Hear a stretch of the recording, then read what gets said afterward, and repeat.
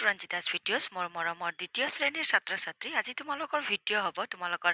আপোন পাঠ অসমীয়াৰ পৰা পাঠ 15 হলিৰামৰ শিলিখা জোপা পাঠৰ আজি আমি ক্ৰিয়াকলাপত দিয়া আটাইবোৰ প্ৰশ্নৰ উত্তৰ লগতে অতিৰিক্ত প্ৰশ্নৰ উত্তৰো আলোচনা কৰিম চেনেলত নতুনকৈ আহিছে যদি চেনেল ছাবস্ক্ৰাইব কৰি থৈ দিব নতুন নতুন ভিডিঅ' নটিফিকেশ্যন পোনপ্ৰথমতে পাব ছাবস্ক্ৰাইব কৰা চবকে মোৰ ফালৰ পৰা ধন্যবাদ মৰমৰ ছাত্ৰ ছাত্ৰী আজি আমি আলোচনা কৰোঁ 2 নঙত দিয়া প্ৰথমে কোৱা তাৰ পাছত লিখা প্ৰশ্ন ক হলিৰামে পদূলি মুখতে থকা কি গছ কাটিবলৈ বিচাৰিছিল উত্তৰত লিখিবা হলিৰামে পদূলি মুখতে থকা শিলিখা গছ কাটিবলৈ বিচাৰিছিল খ প্ৰশ্নত দিয়া হৈছে গছজোপা কাটি হলিৰামে কি কৰিবলৈ খুজিছিল উত্তৰত লিখিবা গছজোপা কাটি হলিৰামে খৰি কৰি জুই পুৱাব খুজিছিল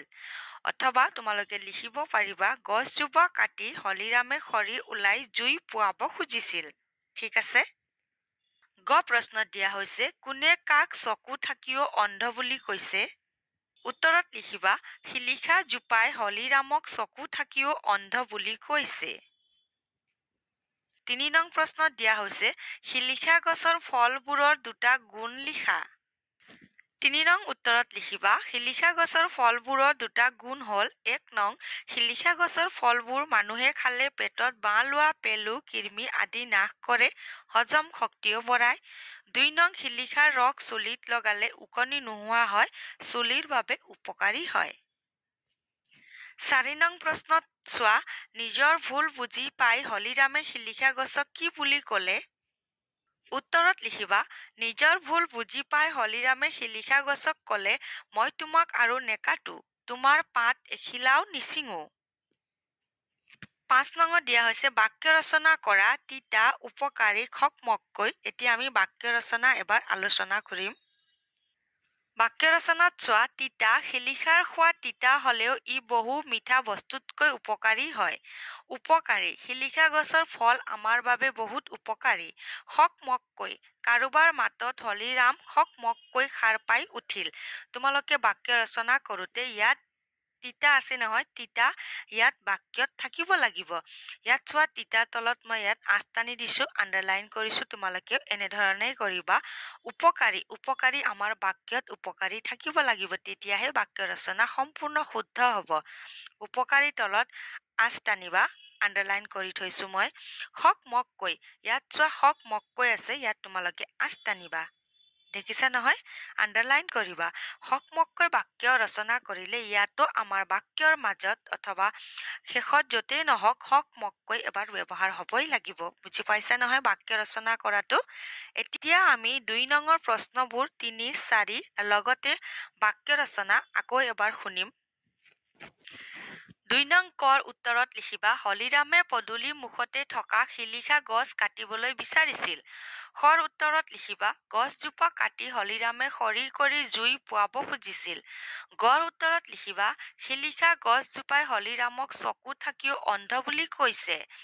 3 নং উত্তৰত চোৱা শিলিখা গছৰ ফলবোৰৰ দুটা গুণ হ'ল 1 নং শিলিখা গছৰ ফলবোৰ মানুহে খালে পেটত বাঁহ লোৱা পেলু কৃমি আদি নাশ কৰে হজম শক্তিও বঢ়ায় 2 নং শিলিখাৰ ৰস চুলিত লগালে ওকণি নোহোৱা হয় চুলিৰ বাবে উপকাৰী হয় 4 নং উত্তৰ নিজৰ ভুল বুজি পাই হলিৰামে শিলিখা গছক ক'লে মই তোমাক আৰু নেকাটো তোমাৰ পাত এখিলাও নিচিঙো 5 নঙত বাক্য ৰচনা কৰা আছে তিতা শিলিখাৰ সোৱাদ তিতা হ'লেও ই বহু মিঠা বস্তুতকৈ উপকাৰী হয় উপকাৰী শিলিখা গছৰ ফল আমাৰ বাবে বহুত উপকাৰী খকমককৈ কাৰোবাৰ মাতত হলিৰাম খকমককৈ সাৰ পাই উঠিল এতিয়া আমি অতিৰিক্ত প্ৰশ্নৰ উত্তৰ আলোচনা কৰিম মৰমৰ ছাত্ৰ ছাত্ৰী পাঠভিত্তিক প্ৰশ্ন বহুত কম দিয়া হৈছে চোৱা এতিয়া আমি অতিৰিক্ত প্ৰশ্ন আলোচনা কৰিম উত্তৰবোৰ আলোচনা কৰিম কিয়নো পৰীক্ষাত ভিতৰুৱা প্ৰশ্ন আহিব পাৰে যেহেতু পাঠভিত্তিক প্ৰশ্ন কম দিয়া হৈছে পৰীক্ষাত আহিলে উত্তৰ নাজানিলে তোমালোকক বেয়া লাগিব হয়নে এতিয়া কেইটামান অতিৰিক্ত প্ৰশ্নৰ উত্তৰো আলোচনা কৰিম 1 নং প্ৰশ্নত চোৱা শিলিখা গছৰ গাৰ ছালৰ পৰা কি তৈয়াৰ কৰা হয় নানা ধৰণৰ ঔষধ তৈয়াৰ কৰা হয় 2 নং শিলিখা গছৰ গাৰ ছাল গুটিৰ ৰসৰ পৰা কি তৈয়াৰ কৰিছিল উত্তৰ তাহানিৰ পণ্ডিতসকলে চিয়াহী তৈয়াৰ কৰিছিল। অথবা তোমালোকক আহিব পাৰে তাহানিৰ পণ্ডিতসকলে শিলিখা গুটিৰ ৰসৰ পৰা কি তৈয়াৰ কৰিছিল? তো তোমালোকে উত্তৰত লিখিবা চিয়াহী তৈয়াৰ কৰিছিল। ৩ নং প্ৰশ্নত চোৱা শিলিখা গছৰ ছাল আৰু গুটিৰ ৰসৰ পৰা শিপিনীয়ে কি কৰে? উত্তৰত লিখিবা আজিকালিও অসমৰ বহু শিপিনীয়ে কাপোৰত বোলাবলৈ ৰং তৈয়াৰ কৰে অথবা ৰং তৈয়াৰ কৰেও বুলি লিখিব পাৰিবা। ৪ নং প্ৰশ্নত চোৱা তোমাৰ মন সলনি হোৱা দেখি মই বৰ ভাল পাইছো কোনে কাক কৈছিল?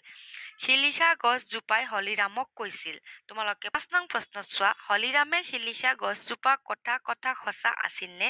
নহয় মিছা আছিল। হলিৰামে সপোনহে দেখি আছিল।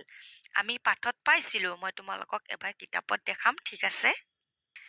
কিতাপত চোৱা শিলিখাজোপা কাটিম বুলি হলিৰামে মনতে ভাবিছিল, ঠিকেই, কিন্তু সপোনটো দেখাৰ পাছত গছজোপা কাটিবলৈ তেওঁৰ আৰু সৎ নগ'ল। বুজিছা নহয়? প্ৰশ্নটো খুবেই ইম্পৰ্টেণ্ট হয়, কিয়নো পাঠৰ লগত খুবেই জড়িত প্ৰশ্ন হয়। তোমালোকে মনত ৰাখিবা শিলিখাজোপা হলিৰামে কটা নাছিল, মনত ভাবিছিল, ঠিকেই, কিন্তু সপোনতে দেখিছিল, বাস্তৱত কটা নাছিল। আশা ৰাখিছো মৰমৰ ছাত্ৰ ছাত্ৰী তোমালোকে আজিৰ ভিডিঅ' বুজি পাইছা বুলি।